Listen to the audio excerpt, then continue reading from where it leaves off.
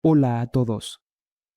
Los amplificadores de potencia de baja frecuencia, o simplemente amplificadores de sonido, son ensamblados por radioaficionados, con bastante frecuencia. Los circuitos integrados especializados en amplificadores de potencia de baja frecuencia son bastante populares ahora y después de ensamblar algunos proyectos basados en circuitos integrados. El radioaficionado busca algo más complejo. Los amplificadores de transistores, a pesar de la enorme variedad de circuitos integrados, no han perdido su relevancia. Si necesitas un amplificador bueno y de calidad, vale la pena ensamblarlo con transistores. Hoy hablaremos de un buen amplificador de transistores que funciona en clase B. No te apresures a sacar conclusiones, la clase B también puede ser buena. Los verdaderos aficionados al sonido de altísima calidad seguramente dirán que no es la mejor clase en baja frecuencia, de un solo extremo y de válvulas. Así es como debe ser un amplificador de calidad. El esquema presentado fue publicado en la revista Radioaficionado en 1991. Este es el legendario amplificador de Dorothea, así que tiene una edad bastante avanzada. La genialidad del esquema radica en su simplicidad. A pesar de la cantidad mínima de componentes utilizados y las fuentes de alimentación correspondientes, este amplificador es capaz de entregar a la carga 4 ohmios de potencia hasta 50 vatios, lo cual, estaréis de acuerdo, no está nada mal. En diferentes momentos, los radioaficionados han mejorado y modificado el esquema. Para mayor comodidad, el esquema se ha trasladado a componentes importados. A continuación, vamos a examinar precisamente este. En este amplificador se han aplicado soluciones esquemáticas bastante interesantes.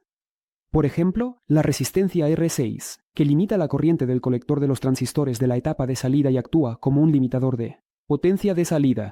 Al mismo tiempo, protege los transistores de salida de cortocircuitos. Así que el amplificador, se podría decir, no teme a los cortocircuitos. La resistencia es necesaria, de 1 vatio. En el peor de los casos, puede ser de 1 vatio. El coeficiente de distorsión no lineal a una frecuencia de 1 kHz no es superior a 20 kHz. Así que al oído no habrá distorsiones a la potencia nominal. El amplificador se alimenta de una fuente bipolar. El rango de voltajes de alimentación es de +- 15 a +- 25.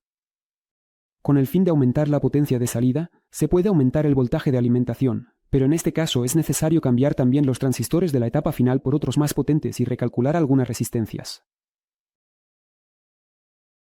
Las resistencias R9 y R10 se seleccionan en función del voltaje de alimentación. Limitan la corriente a través de los diodos Zener. En esta parte del circuito se ha montado un estabilizador de voltaje paramétrico que proporciona una alimentación estable para el amplificador operacional. Por cierto, hablando del operacional, es un amplificador operacional bastante bueno. Se utiliza muy a menudo en equipos de audio. Se puede cambiar tranquilamente por un TL081. En caso de reemplazarlo por otros amplificadores operacionales, es importante prestar atención al pingut, ya que la disposición de los pines puede ser diferente. Amplificador operacional. Recomiendo instalarlo en un zócalo de montaje sin soldadura para un reemplazo rápido, por si acaso. Por cierto, este autor tiene una segunda versión de este amplificador. Esta vez completamente con transistores. Ahora está frente a ustedes. Unas palabras sobre la placa de circuito impreso. Intenté hacerla lo más compacta posible.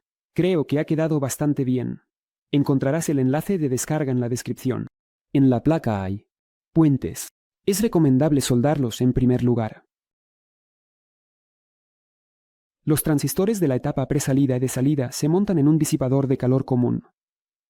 Por supuesto, no olvidemos aislar las bases de los transistores del radiador.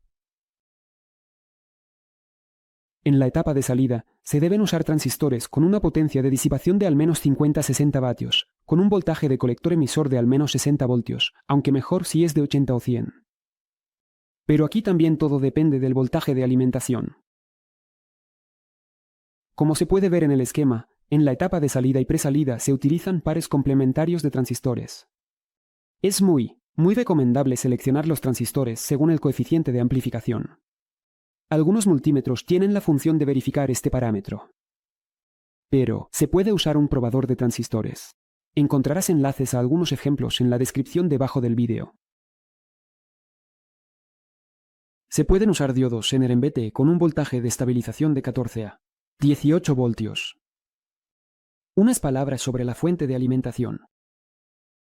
En el caso de una fuente de alimentación con transformador, es recomendable usar condensadores de filtrado con una capacidad de al menos 4700 F en el brazo. Aquí, cuanto más, mejor. El amplificador funciona en clase B y la eficiencia es bastante alta. Pero en cualquier caso, se necesita una fuente de alimentación con algo de reserva. Recomiendo usar un transformador con una potencia nominal de al menos 70 vatios. Y al final, vamos a escuchar cómo suena.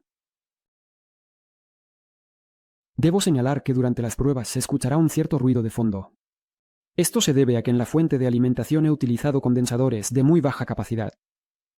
Solo 1000 F por rama.